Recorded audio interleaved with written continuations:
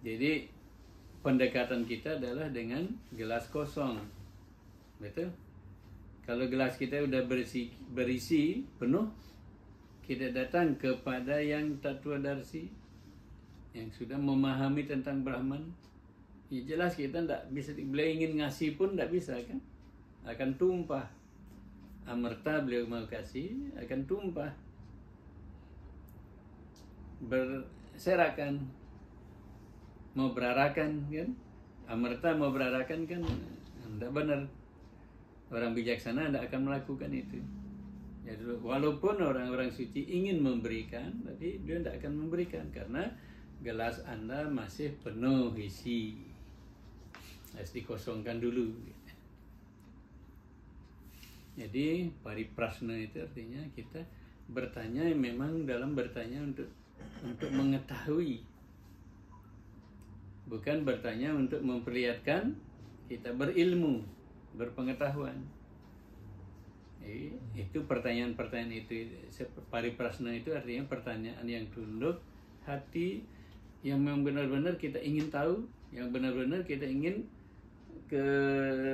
keraguan kita itu hilang, keraguan kita itu dijauhkan, kegelapan batin kita dijauhkan. Pertanyaan yang seperti itu namanya pariprasna. Okay? Sevaya. Nah, kelanjutannya setelah kita mendapat pemahaman-pemahaman sehingga kita menjadi mengerti tentang Brahman, bagaimana datang kepada Brahman. Sevaya, kita melakukan pelayanan kepada guru Tattvadarsi itu. Tanpa pelayanan, pengetahuan kita dapat itu tidak akan lengket kepada diri kita. Bahasa Balinya ya, tidak akan nyarira, tidak akan mendarah daging pengetahuan itu. Jadi sewaya, sewa artinya pelayanan itu harus ada. Pelayanan yang paling bagus untuk guru yang Tattvadarsi itu adalah pelayanan yang ikuti petunjuk-petunjuknya dengan sungguh-sungguh dan jujur dan disiplin. Mengikuti petunjuknya itu yang pelayanan yang paling bagus. Kalau orang-orang suci gitu dikasih uang, dikasih apa, itu tidak penting itu. Sepenting kalau kita ikuti petunjuk-petunjuknya. Itu namanya wani sewa, pelayanan kepada Sang Tattvadarsi melalui wani sewa. Apa yang beliau perintahkan, apa yang beliau ajarkan, terapkan itu. Umumnya kita milih-milih untuk menerapkannya kan. Kalau cocok dengan diri kita, baru kita terapkan. Kalau tidak cocok, kita abaikan. Nah, itu sewa ya, melalui pelayanan. Lalu upadekshanti te jnanam, lalu setelah melakukan pelayanan-pelayanan, barulah guru itu akan menginisiasi kita melalui jnana. Di singkatnya cerita Upamanyu ya, yang berguru kepada Residomio. Begitu datang, tidak dikasih pelajaran, disuruh ngembala sapi. Singkatnya, setelah lama melayani ngembala sapi melalui berbagai cobaan, yang terakhir hanya dipandang oleh guru. Upadekshanti te jnanam, jnana dimasukkan ke diri Upamanyu. Lalu beliau mengatakan, guru mengatakan, now you may go, you preach people, teach people. Jadi tanpa belajar punya ilmu. Jadi guru membuka mata batin kita, memasukkan pengetahuan-pengetahuan, diinisiasi kita dengan melalui pengetahuan suci. Nah, itu yang akan mengantarkan kita kepada apa yang Pak Vedanta tadi baca. Athato Brahma Jigyasa. Athatah, mulai sekarang hidup dalam hidup manusia kita ini, jangan menjadi binatang. Jangan bertanya hal-hal yang hanya pertanyaan kecil-kecil.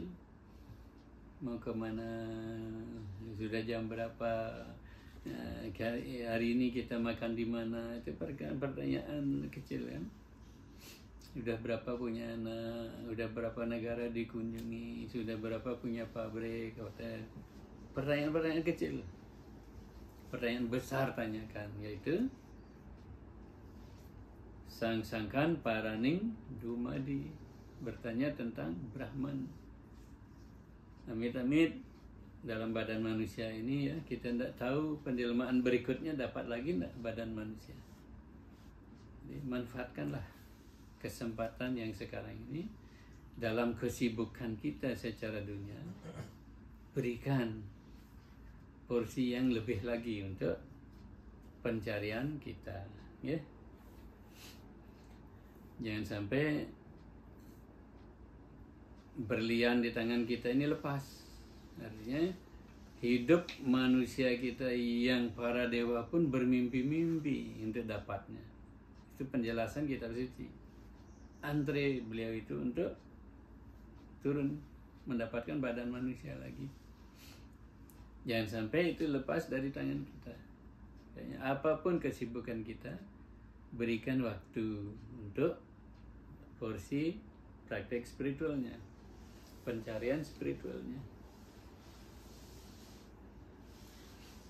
Jadi ibunda ini, beliau itu sudah tanpa meditasi tidak bisa hidup dalam satu hari itu. Boleh dikatakan gitu, disiplinnya bermeditasi itu gitu. Beliau juga.